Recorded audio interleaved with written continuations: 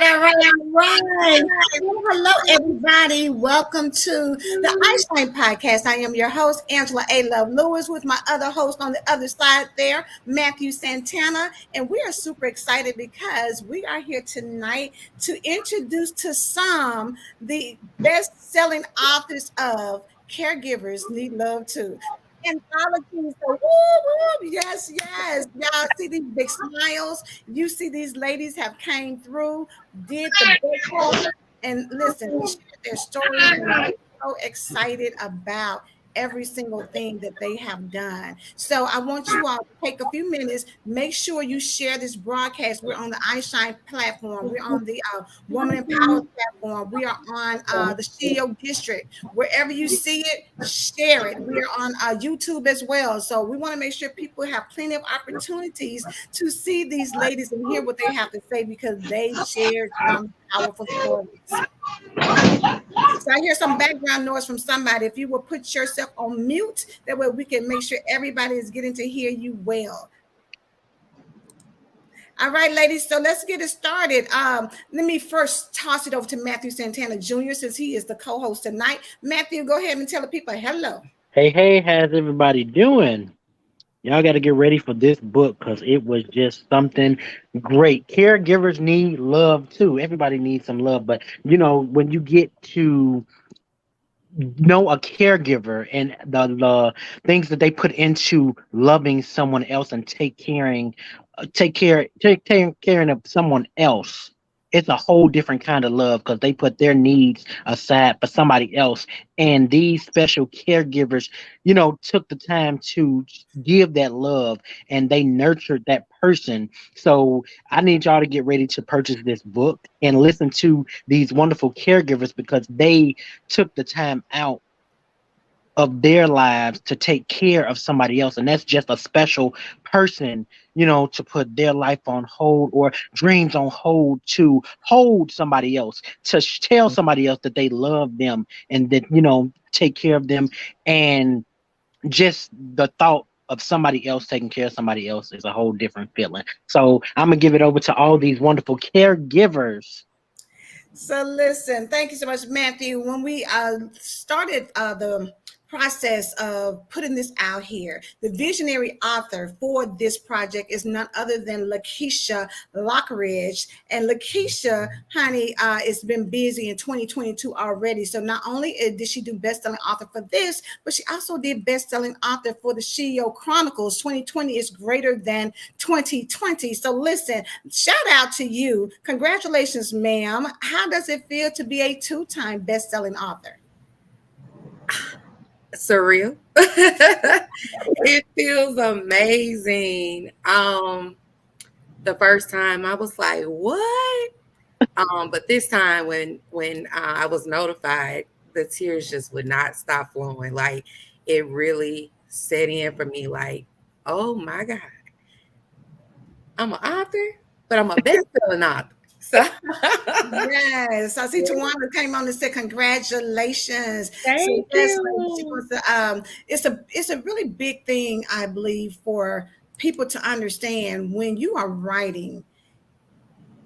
Sharing your story is such a personal thing, and for a lot of people it's really hard, and you came back and not only did you do it one time, but you came in and you did it again. And now when you're talking about something like caregiving, for anybody who's been a caregiver, whether you do it professionally or whether you do it personally, it's a hard thing to deal with. So what made you want to share this as your vision for this particular project? Well, I've been on both sides of the spectrum. I was a caregiver for 8 years in the field, but when I took on the role of being a caregiver for a family member, my grandfather, that took things to a whole nother level. It's one thing to work in that field and you can punch that clock and go home. But when it's 24 hours, 7 days a week, it takes on a whole new meaning for you. So, writing is therapeutic for me. So when this vision came across, it was 3 a.m. in the morning for a week straight. And I said, okay, God, I want to sleep. But God said, no. he had something for me to do. And I called Miss Jaria. I remember calling Miss Jaria and I said, Miss Jaria, I said, God won't let me sleep. And she said, okay, I'm listening. I said, um, it's an anthology I want to do. I said, it's called Caregivers Need Love Too. God gave me all that in my sleep. And she said, okay, I'm here for it. I don't know what we gonna do, but I'm here for it. And so from there, it was birthed in caregivers need love too. Caregivers have to really share their stories. Because it may be someone going through exactly what you have experienced or are experiencing. And they are the most overlooked, under celebrated people out here today. Without caregivers, this world really wouldn't go around, you know? So I just wanted to shed light, excuse me, correction.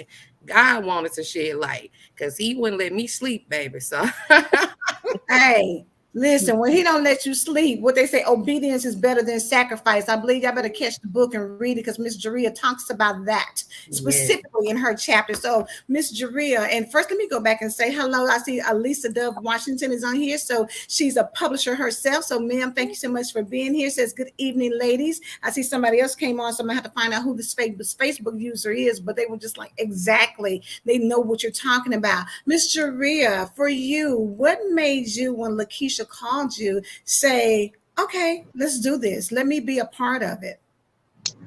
Well, when like she said, when the Lord told her, she did mention it to me. And, you know, it was like, oh, okay, yeah, you know. But little did I know it was going to come as soon as it did. So when she kind of came, I'm like, oh, he said now. So of course, when she said it, hey, I was like, well, he said now. I guess we gotta go. So I just jumped on board. But that's a beautiful thing because I'm telling you, and I even see somebody says, yes, niece. Let me get the rest of it. I am that caregiver too. It takes strong, blessed individuals to wear those shoes. Thanks, niece. My shoes fit well. So that's listen, I don't know if y'all know who that is. I'm trying to figure out which page because y'all know we're on multiple pages trying to find out who this is specifically. But understand that it's such a big thing for people. You know, when you step outside of yourself and even just reading your stories, ladies, you know, it requires a lot for you not only to take care of somebody who a lot of times may not really be the person you thought you were going to be responsible for. It's one thing having children, you know, and taking care of your children. But when you start thinking about, oh, taking care of parents, but, you know, sometimes you may have other people, whether it's in-laws, whether it is, you know, aunts and uncles, cousins, you know, maybe not non-family members, to have that heart to step in, because I'm sure all of us have heard horror stories about nursing homes and things of that nature where people are there and they're being mistreated because people don't have the love and the compassion and the capacity to love. So Vicky, I want you to come in and kind of share a little bit about that because you've got some experience when it comes to that. Share that how you felt when Lakeisha approached you about being a part of this anthology. Well, when I met Miss Lakeisha, it was through my cousin Ebony Cannon. Mm-hmm. And she was like, I have someone that wants to share her experience and she wants some more caregivers to share their experience too. And I was like, I don't know nothing about writing no book. I'm not finna get into all that. I can tell y'all all about it, but I'm not finna do all that right.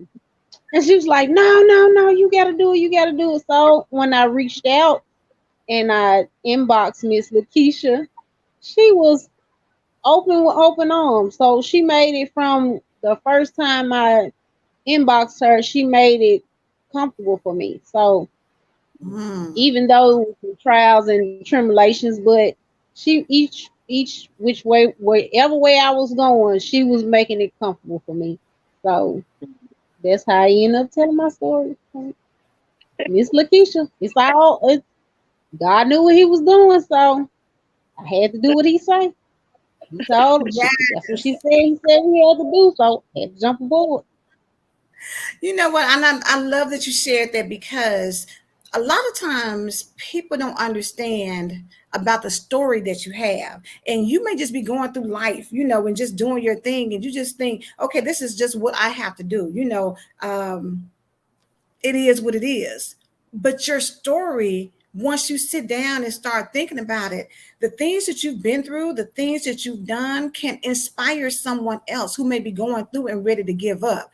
I want y'all to make sure you get this book, because Vicky shares just some of the things she's went through, and being a CNA and caring for people, the good, bad, and the ugly. And you may not think it's ugly, but it can be ugly. You may not think it's bad, but it can be bad. But then on the flip side, you may not think it's good, but it can be extremely rewarding. So it covers the whole thing, and you got to take it all together. And so, Lakeisha, for you, your experience with being a caregiver, when you decided that caregivers need love too, what was your state of mind about saying that? Because, sometimes I feel like maybe, I guess, caregivers are overlooked, but what were you thinking when you came up with that concept of the title itself, that you just need love too? What did you want people to know about that?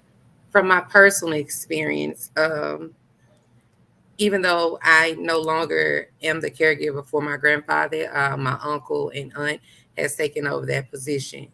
Um, my personal experience, I didn't have that love and that support or that outreach.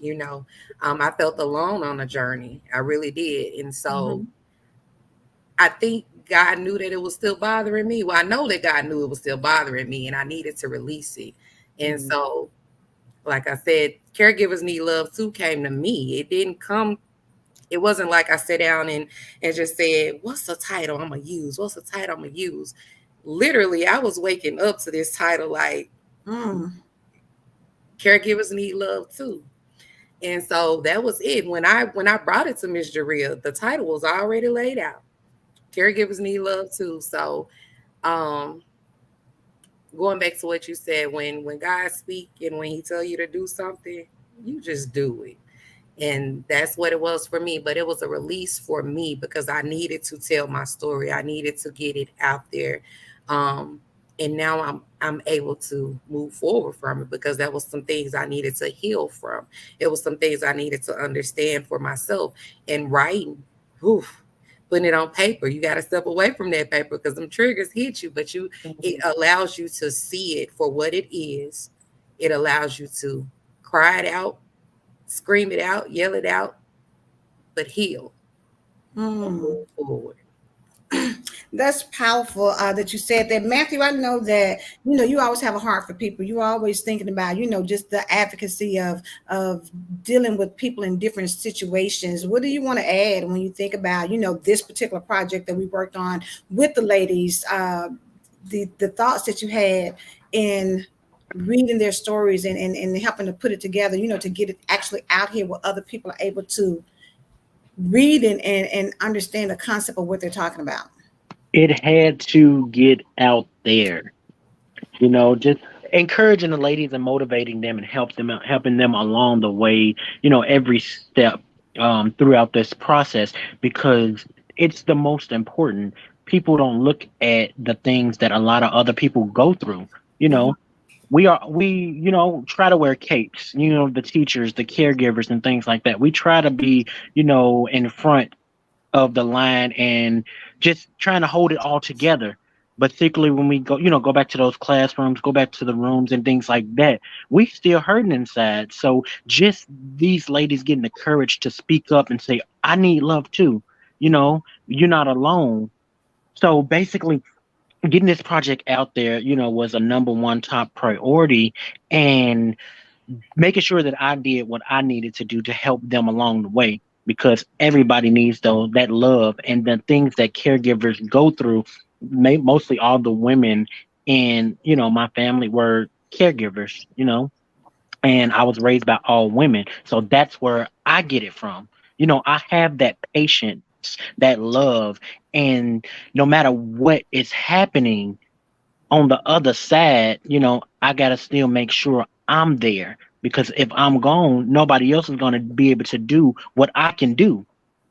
So I got to make sure that I'm there holding it together. We need love too. Okay, my time will come, but let me take care of them right now because they might not have it. And that's what I seen with this project. I felt that love. I felt that passion from each of the ladies' stories. I was there with you as you were hurting. Sometimes, a lot of the ladies, they cried, and it's okay to cry, and they wanted to give up, but they held on in there. And that's what a lot of people don't, they don't understand, or they don't want to do when they look at caregivers or looking at somebody else that's taking care of somebody else. Oh, anybody can do that. No, it takes a special kind of person to do this job. It's not for the weak. We were all chosen to do this.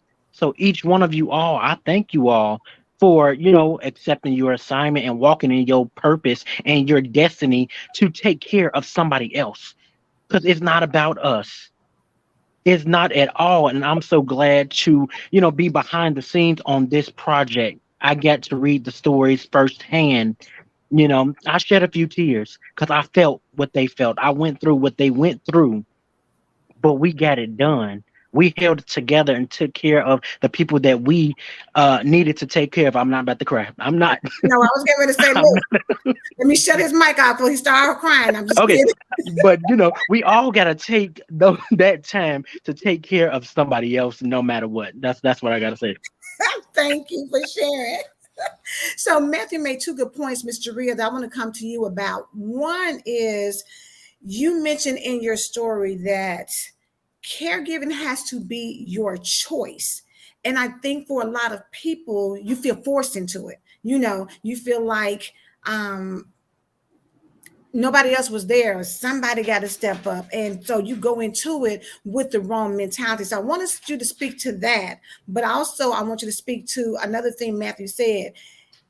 If you don't take care of you, then what happens to the person that needs you to be there to take care of them? So you mentioned those two things, self-care and it being your choice. So can you expound on, your thoughts when it comes to those two things? Yes.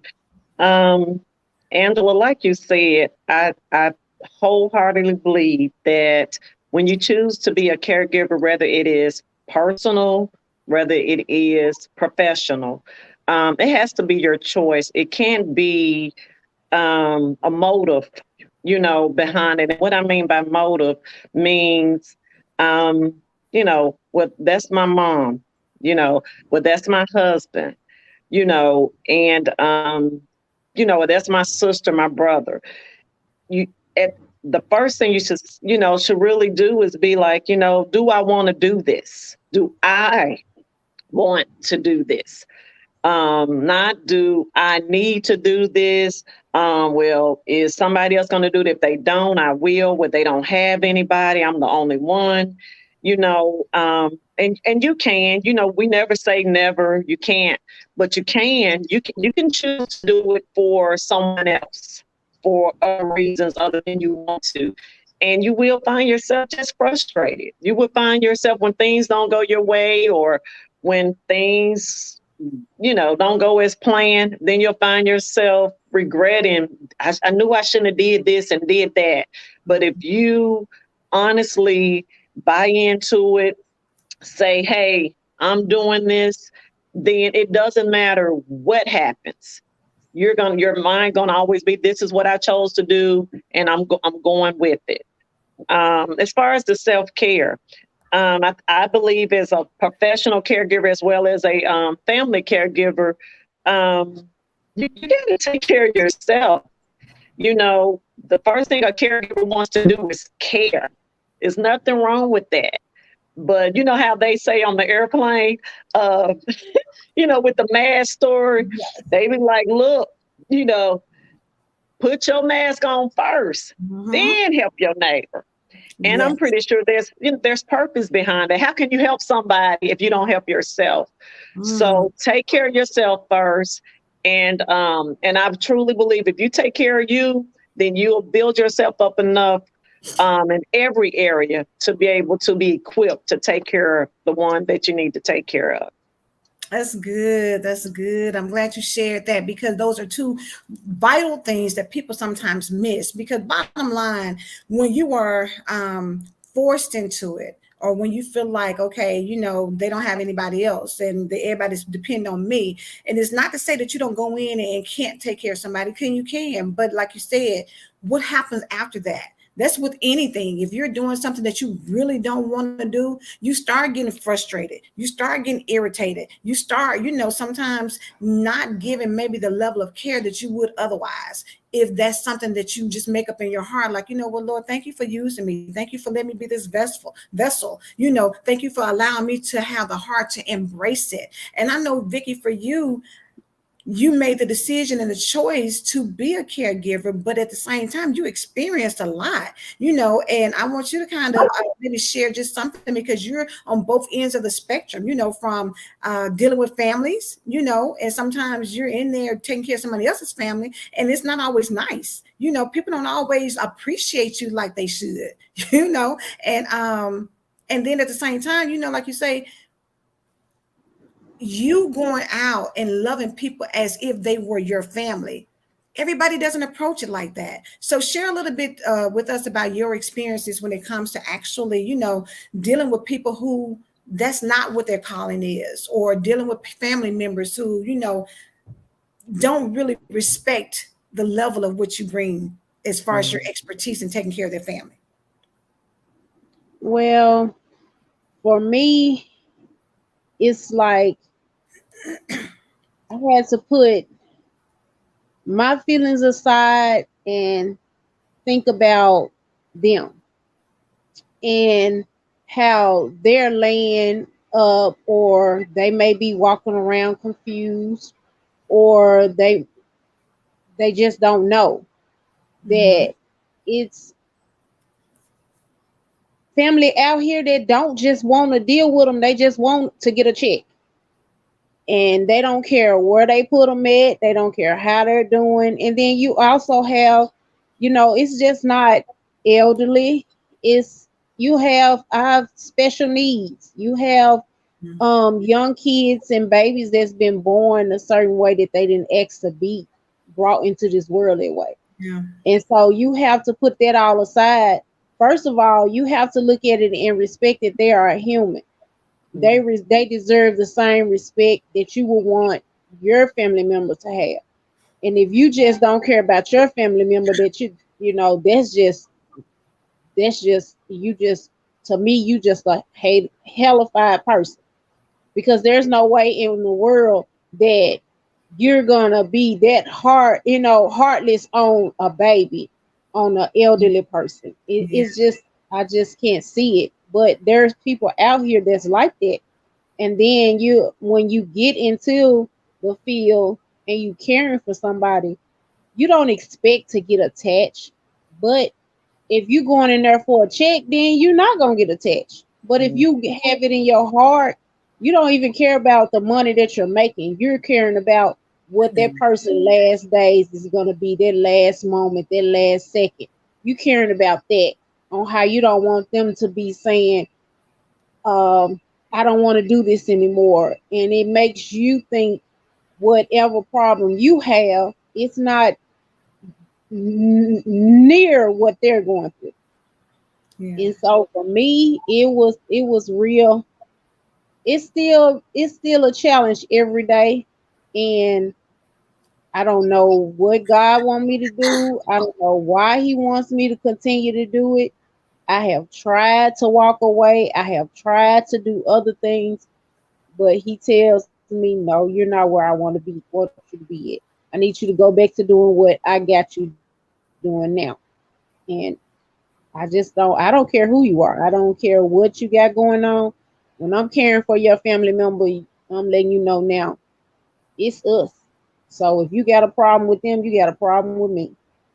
And this is That's what I'm talking about, Vicky. and Big, what you said, listen, you gotta go through me first. So listen, there you go. Now you know. And I really loved, I enjoyed reading your story, because I can tell your heart. And that's all that you really want, is when you have a family member and you can't, or that you're not equipped, whether it's physically or mentally, to take care. at least be able to put them somewhere where somebody genuinely wants to make sure that they're good. Because again, like Vicky said, they're human too.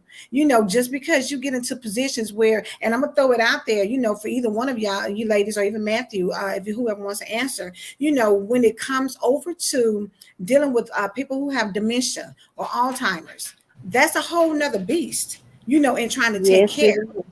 And so, I'm a Lakeisha, I say, hey, come on, Lakeisha, I got that one. Let me take that one. Alex for yep. 200. Come on. I'm gonna take that one. Dementia. It's a cold game with dementia.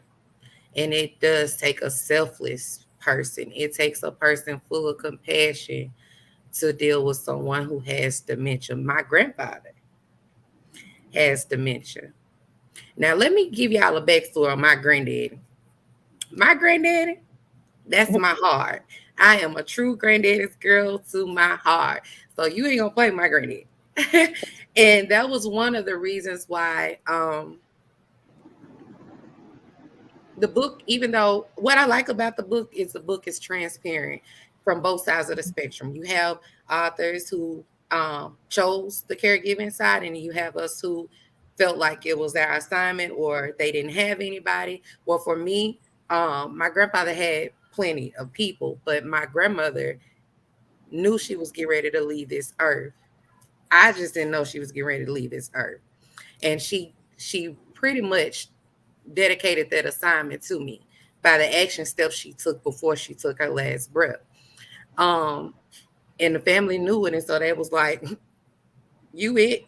And I took on that, but it made me so overprotective of my grandfather because one minute he could be himself, and the next minute he don't even know who he is.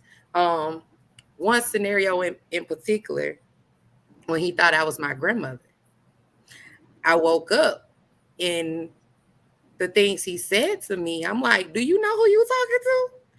And he was like, "Yeah." And he called my grandmother's name. And I said, "No, granddaddy, it's Keisha, Sugar Child. Well, that's my nickname."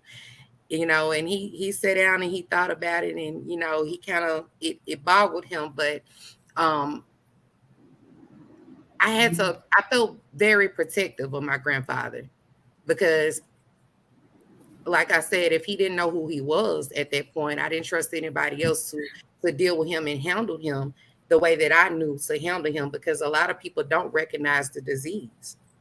Dementia is a disease, and people don't recognize it. And it's a lot of different things that come along with dementia. So I would say if you have someone who has dementia, that it's too much for you to handle. I'm not totally biased against nursing facilities because I know it's some good people out here.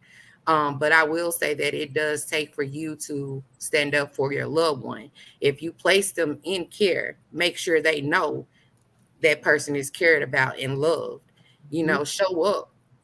I My perfect example, my ex-father-in-law, may he rest in peace.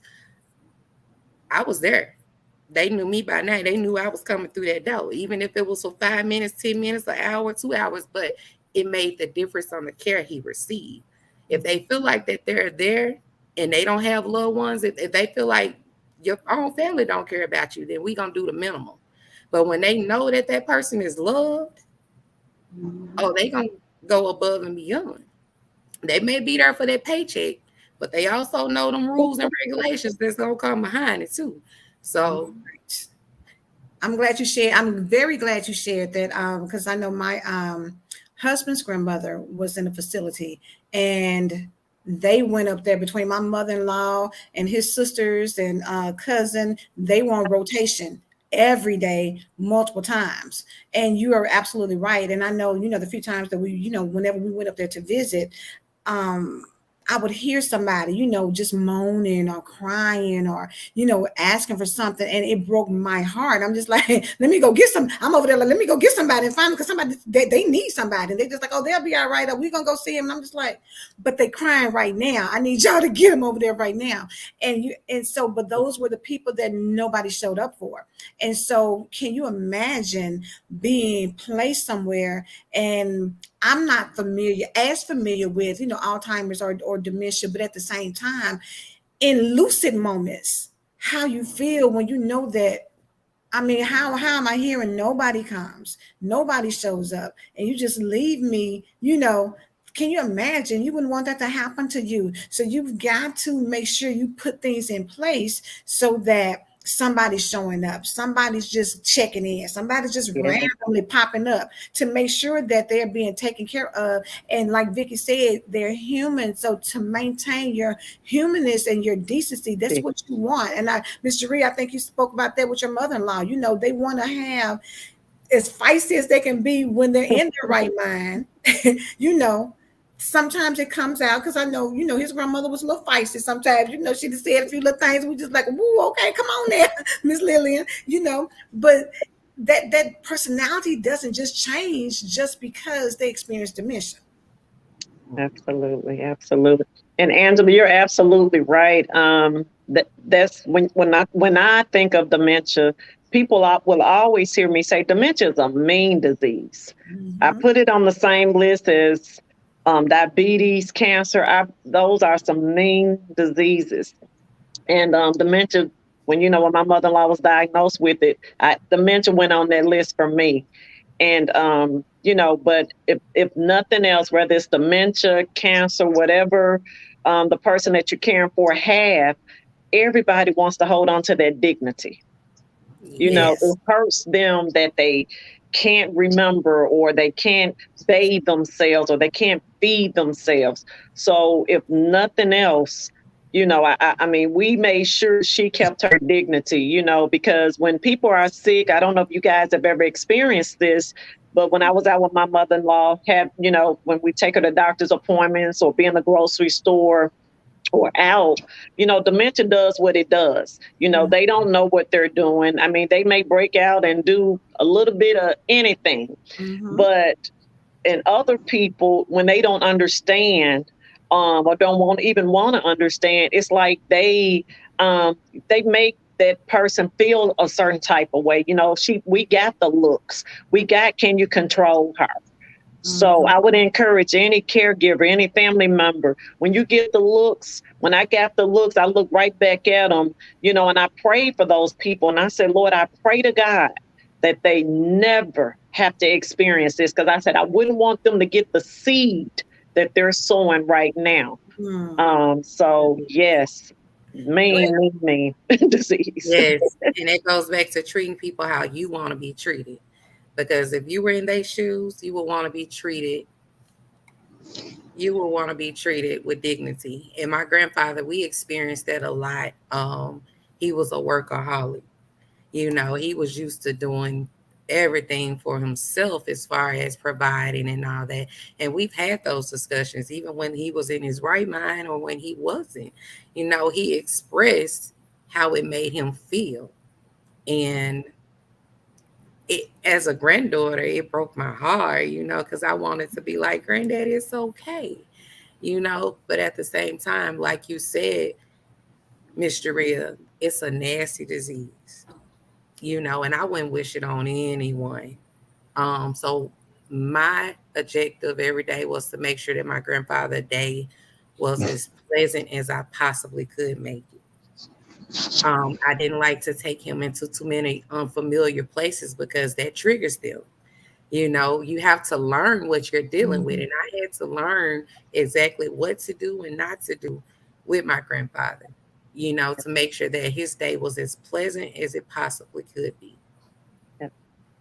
Yeah, thank you so much for sharing that. I see Linda came on and said, yes, absolutely. And then she said, Miss Jaria, thank you for praying for those that need the caregivers, because a lot of times people don't understand, and I know, Vicky, I know I see you're emotional, so I know that we understand, and it's a primary reason why this book is out there. Linda again said, glory to God for his guidance. Manisha, thank you so much for tuning in. We appreciate it. And that right there is for you all to see how even now, just knowing some of the things that you experience as a caregiver, and whether it's you personally or whether you're just feeling for the person that you're caring for, knowing that if they had to in their right mind see how they were being treated, it will break their spirit. It will break them, to see people who mistreat them or, just don't care about them, to let them sit in urine or feces or whatever, it's things that happen. And, that's just a realism of the situation. But the fact of the matter is when, we talk about people who are out here in the caregivers field, this book is to bring awareness to the caregivers to say that we understand and recognize that what you do is hard. And Ms. Jaria, like you say, it's about being selfless, not selfish. And a lot of times people, you know, don't understand the difference. You may think because you're doing certain things, but a lot of times you're doing it with the wrong motives. So therefore it comes off very differently. Manisha says, I love our frontline workers and caregivers. May God continue to bless you. Thank you so much, Manisha, for that. Because it does matter. It is very hard. And, people don't think about it. When you, Lakeisha, I think you mentioned in your story, day in, day out, and even with you, dealing with a health issue. I think you have another person who was part of the project that wasn't able to come on, Katina. She dealt with a health issue in the midst of dealing with caregiving for somebody else. So imagine that you are trying to take care of somebody else, take care of yourself, still take care of your family, whether you're married or have kids. That is a lot. Yes, Renisha said it's not easy. We need great caregivers that have empathy in our community serving. And yes, Linda comes back and says our excellence matters. And I love that. And I appreciate you all tuning in and chiming in with your comments, because this really needs to be brought to the forefront, because it's a lot of people out here. And I'm going to tell you this. It's a lot of people who didn't sign up for it, and COVID made that a whole different thing.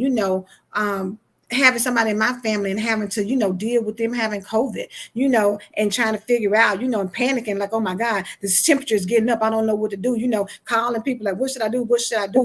Just making sure whether you ringing out, trying to keep them the temperature down, whether you rubbing them up in alcohol, all the things that you do to try and get them well. Imagine that's just on a case by case basis. Imagine if that's your everyday life, day in and day out. That's a lot. And I think we take for granted that, oh, she there, she got it.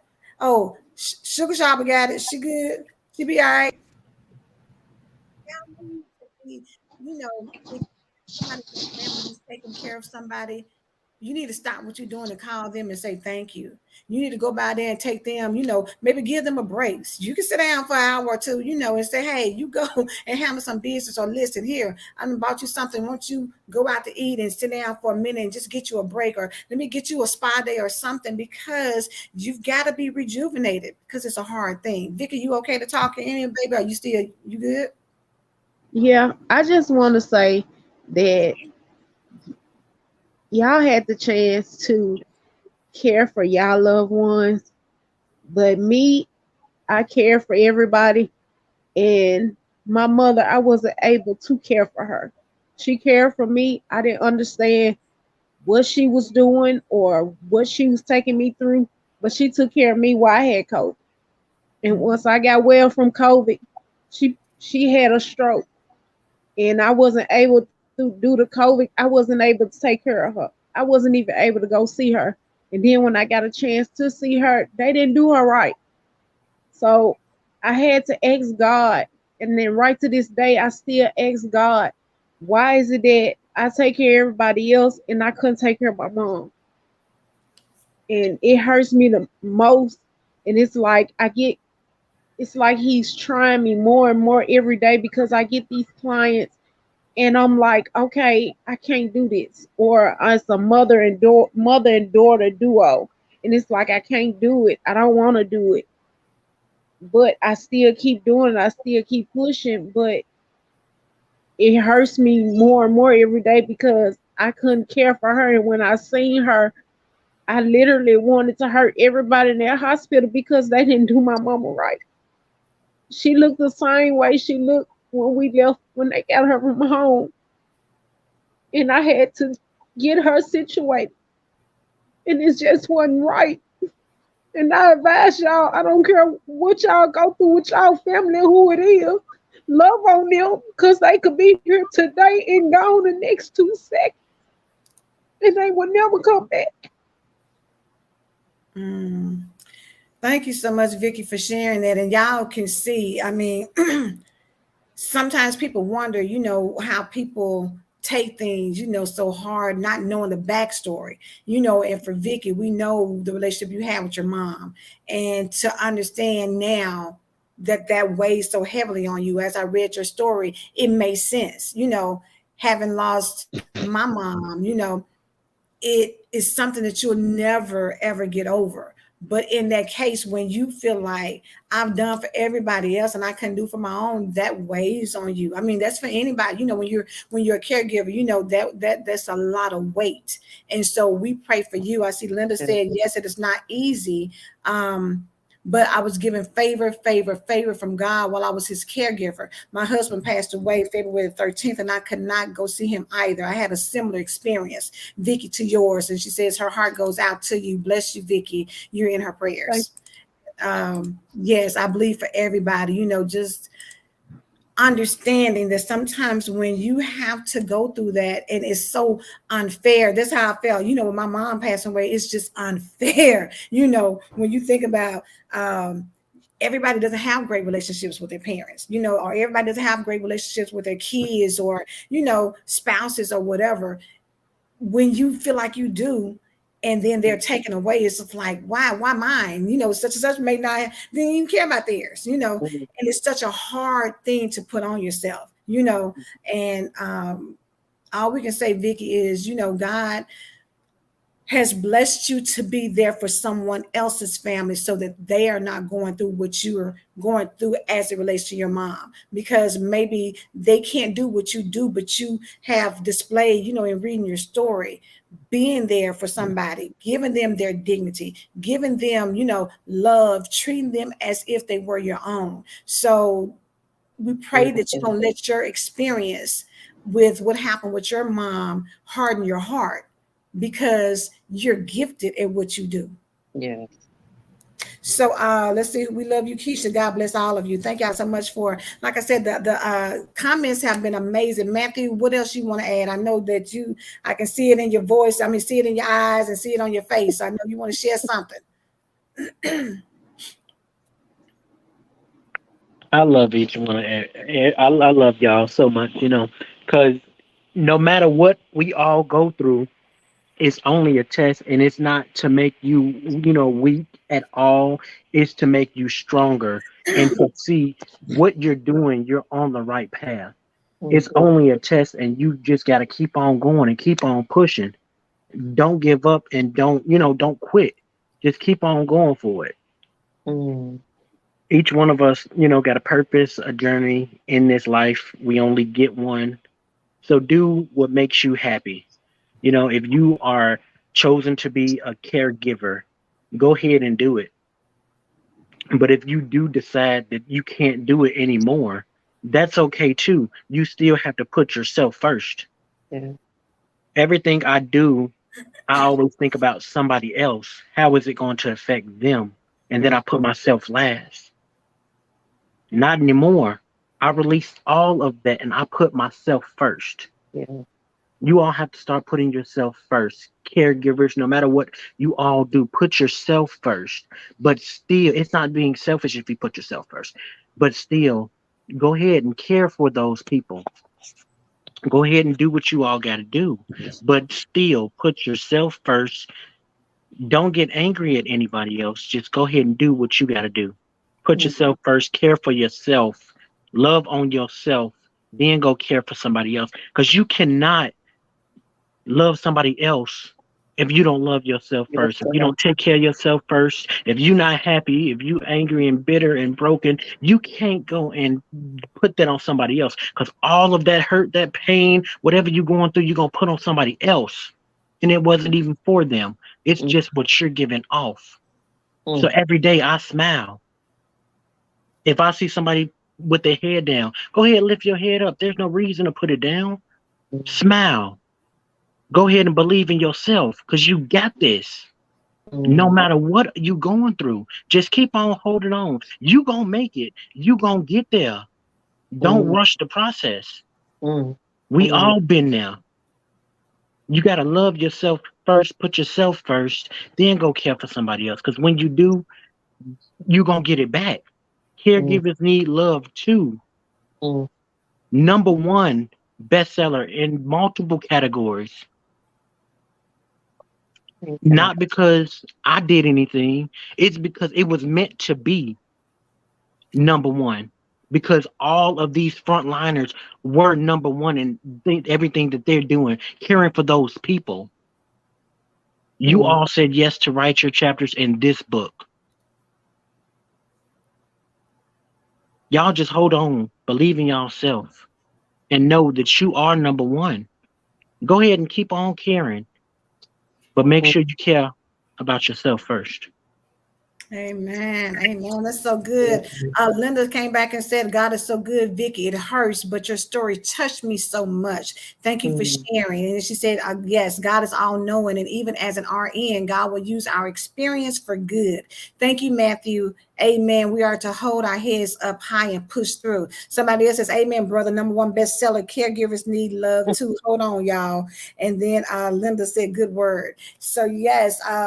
It's making a difference. I mean, just even in the comments, people can resonate with your heart and your story. And that's why, I'm such an advocate for people sharing their story, because you just don't know who is going to hear something, who's going to be impacted. And even though, Vicky, you're here and you're hurting, look at all the love you're getting from people, just because you're on here, and y'all just quiet as it's kept, coming on doing lives when this is not what you're used to doing is can be traumatic. It can be hard in and of itself. Writing a book, a lot of people want to be authors, but it can be traumatic putting your story on paper for the world to see, to be that transparent. mm, Everybody says they, or everybody thinks they can do things, but mm, not really, not all the time. Sometimes it takes a level of strength mm, to be able to communicate what you've been through. Like Miss Jaria, even just sharing your story, because you just think not only did your story impact you, but it was your husband's mom. So you got to deal with not only you, but y'all daughter, your husband, his family, all of that. So when you're put into that situation, you can speak to people who are, maybe having to deal with that family dynamics. How can they navigate with that? Um, to be able to navigate through it, and look, it takes prayer. It does for real. Sometimes how people say, oh, it takes God, it takes prayer. No, it takes prayer and it takes God for real. And it Mhm. takes getting out of self. The biggest focus have to be the person. You got to stay focused on your why. When you say, what is my why? When family come against you or whatever come against you during that journey, at the end of the day, you cannot get focused on that outside stuff. You got to say, okay, why am I even doing this? Okay, when you focus on your why, and your why is that person who you have chosen to care for wholeheartedly, then I promise you, nothing else is going to matter. I promise you, it'll block out if you stay focused on your why. I love that. And that's one of the things you spoke about, is that you got to have God. You've got to believe and you've got to trust that he's going to see you through no matter what. And Lakeisha, I wanted you to kind of speak on, because as we talk about caregivers need love too, I want people to kind of get the fact that people would check you. They would second guess you, for a minute, even though you were the one that was chosen to take care of your grandfather. You still have people coming and like second guessing and checking and making sure, well, what are you doing or whatever.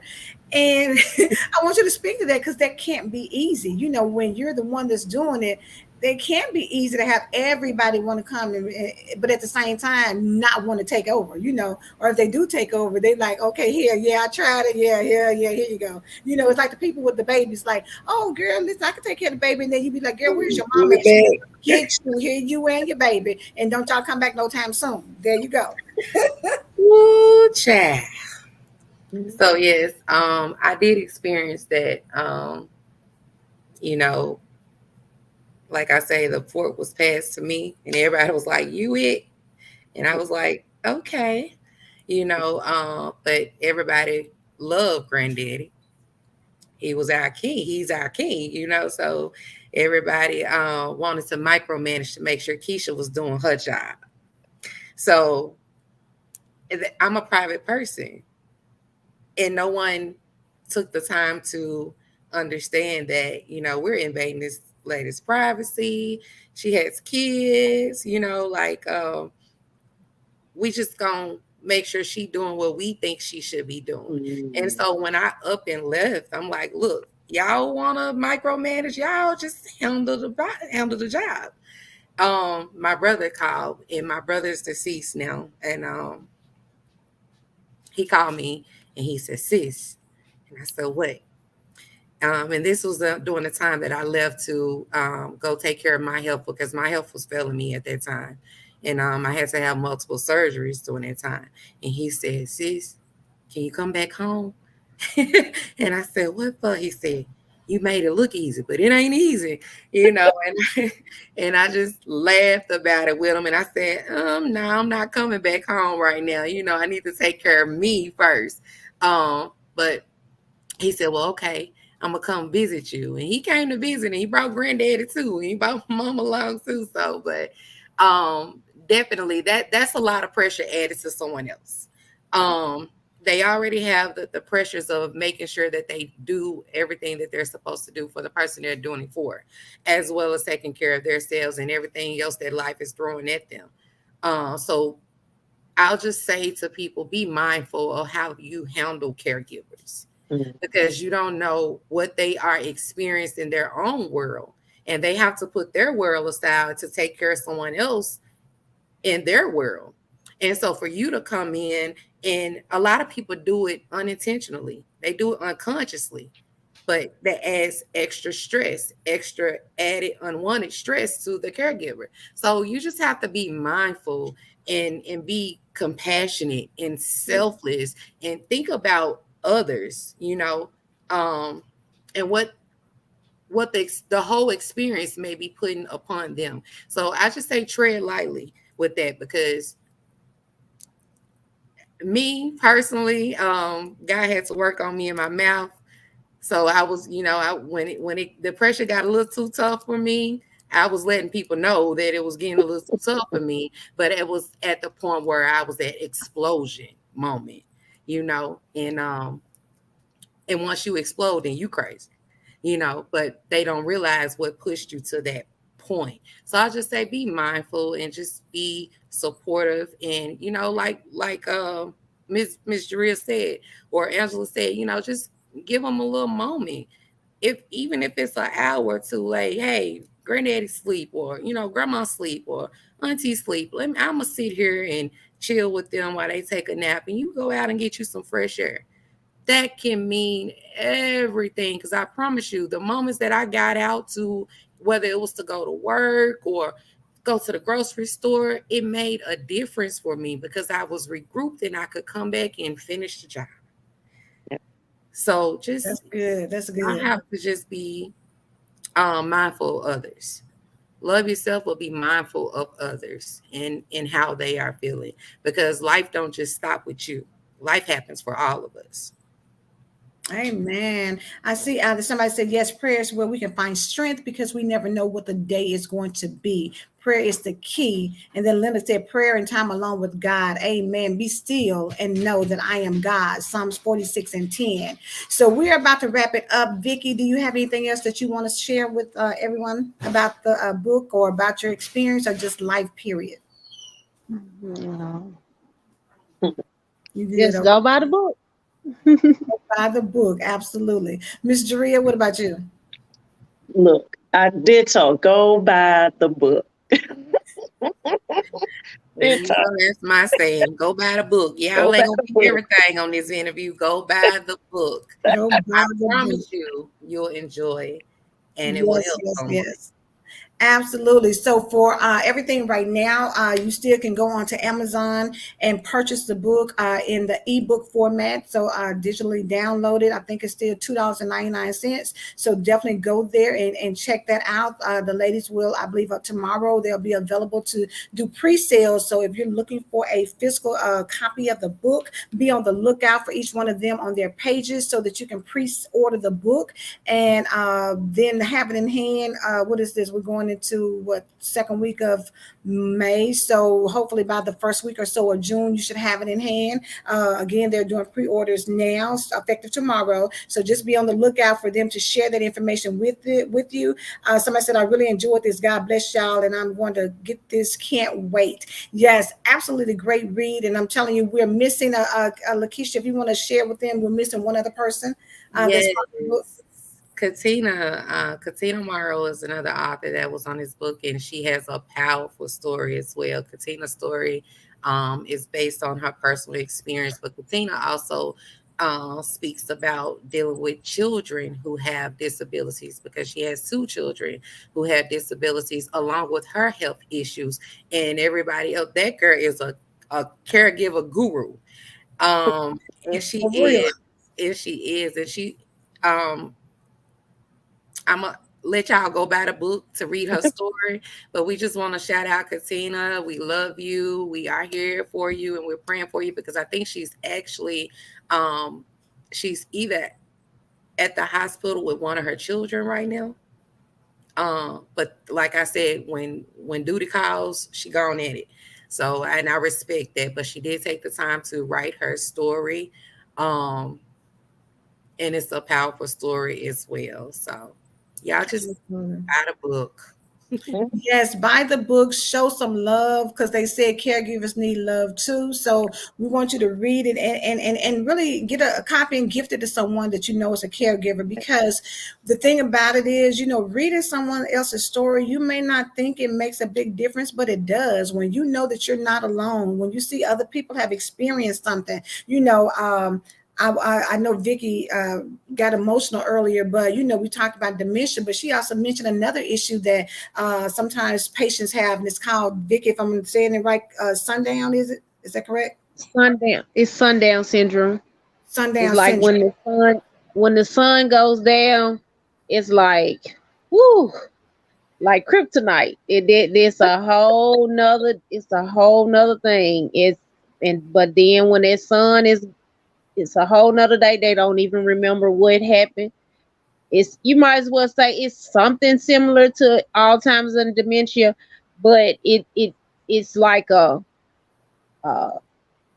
tack on. It just tack on to you, and don't expect it that fast. You could be like, okay, just 10 minutes ago they was fine, but when the sun went down, it's like a whole boom, a whole bomb that just exploded, and you don't know which way to go or how to take it. And then when they come down, they're looking at you like, why are you standing up here looking at me like that? What's wrong with you? And you Yeah. try to explain to them what just happened and what just took place, and they be like, "No, you done lost your mind. I don't know what you talking about." And then you just go on and laugh about it, and then it's okay until the next day when it happens again. It's just something that they don't know how to control, and like they said, once an adult, twice a Twice a child. And child. Yes. you just never know. But that really freaked me out when I got that. Ooh, I'm like Oh, Vicky, sundown with I the had a sun. patient like that, I don't baby. want It the was sun not to funny. never go down no more. And she was a little bitty lady. But when that sun went down, All baby. that monster came out. All that monster came out. But I loved her, because even through all of that, when I first experienced her, I'm like, what y'all give me? But through all of that, I fell in love with that lady, and God rest her soul. She was the sweetest. But that sundown ain't no joke. Baby, Listen, when I'm I telling you, when I experienced it, they had me hemmed up in the corner, Okay. and I was screaming and hollering. Somebody go get him. and this right here, and I'm so glad, that you're sharing about that piece, because people just don't know what you go through. And I think, Vicky, you said that in your story. It's like people, the reason we put it out here for this book, that Lakeisha came up with, the vision that God gave her, is that you need to know what they go through. And we laughing now, but when it happens, it's not a laughing matter. It's traumatizing. And for some people, Vicky, I mean, you experienced something the first week in the end that could have taken you out mentally, and I mean, May is mental health awareness month. And so a lot of times, dealing with care people that you love or even people that you're taking care of, they do things that can be beyond what you expect. And for some people, somebody to call you out your name or to talk crazy to you or to be mean to you, and it's not really them, it's the, like Miss Jaria said, it's a mean disease that takes over, or you experience a sundown experience and then you like, what just happened? And I don't know if I can come back. People won't know, and that's why getting this book is so important, just to read, just to see what people go through, from the patient to the family members, to the micromanaging, but then to the people who feel like, they want to boss you around. And like you said, Vicky, I'm trying to give them a good experience, and now you're making me feel like I'm the bad guy when I'm here to help you. So it's just so many things. And I want you all, to understand. Linda says you all have been fun to spend time with in this space. Sometimes God just supernaturally provides us with divine appointments. Thank you so much, Linda. I'm so glad. Matthew, if you can grab the link, I believe somebody was asking if you could put it in the chat, just to let them know how they can go and get the book. We'll give a few minutes for them to get that. But ladies, thank you so much for being obedient, for sharing your story, for being transparent, for laying it out there for other people to see. Because again, people think it's easy. Like you said, your brother said, you make it look easy, Keisha, but yeah, that thing ain't nothing cute, ain't nothing fun. Look, we need you to come on back and assume the responsibility. Yes. People and like, Vicky can look back and some of the stories she told, she may be able to laugh about it now, but when you're going through there, like you say, you was terrified up in the corner, like, I don't know what's going on. Somebody come and help a sister out. Yes, somebody say thank you for sharing your stories, but lady, it's the power in that. And I would recommend to anybody, if you have an opportunity to write your story about whatever you're going through. And for these ladies, it's their caregiver's journey. But even in the caregiver's journey is so much more. Taking care of yourself, dealing with, your own health issues, dealing with, family and how family do things. It's so rich, and you have to kind of get in there, whatever it is that God get as you're reading. So Matthew has put it in there on how to go get it. Linda said, yes, bless you for your smiles, transparency, and heartfelt love. Matthew, anything else you want to add before we wrap it up? Remember to put yourself first, but continue to spread that love and that joy, because it's gonna bring you peace. Amen. Y'all know he philosophical over there, so he gonna bring it on in. I Yeah. love you some, Matthew. It's Matthew Santana Jr., honey. So I'm so glad everybody. The link is in the comments. Again, if you know these ladies, reach out to them directly. They'll have their landing pages tomorrow where you can actually pre-order the book. Make sure you support them, because I'm telling you, being an author is no joke, but they were able to come knock it out the box for some of them, first-time authors, and become a bestseller. That's a huge accomplishment. So hats off, congratulations, shout out to you all for doing that, and continue to, stay prayed up. And like Matthew said, look out for number one, because when you do that, that gives you so much more strength to help somebody else. Because if you don't take care of you, then you definitely can't take care of somebody else. So listen, thank you all for being a part of the broadcast. You guys be blessed. And again, congratulations, number one best-selling author. Thank you. All right, y'all have a Good night. All right. Good night. Good night.